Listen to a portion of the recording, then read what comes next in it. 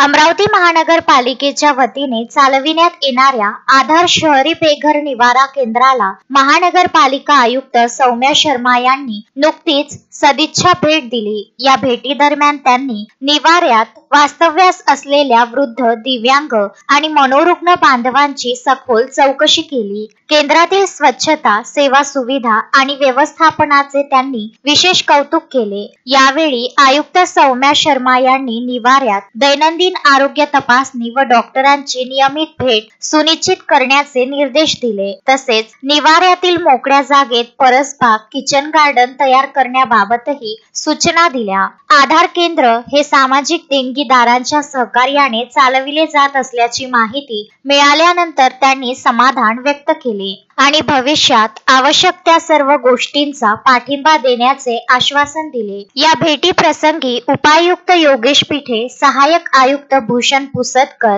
भूषण बाळे, प्रफुल्ल ठाकरे, निवारा संचालक राजीव बसवनाथे, व्यवस्थापिका ज्योती राठोड, काळजीवाहक विलास थोरात, सदानंद ठाकरे, रोहित घोंगडे आदी उपस्थित होते। महानगरपालिकेच्या वतीने अशा उपक्रमांद्वारे समाजातील दुर्बल घटकांसाठी शाश्वत आणि सामान्य निवाऱ्याची उपलब्धता करून देण्याचा प्रयत्न होत आहे। Vidarbha news bureau, Amravati.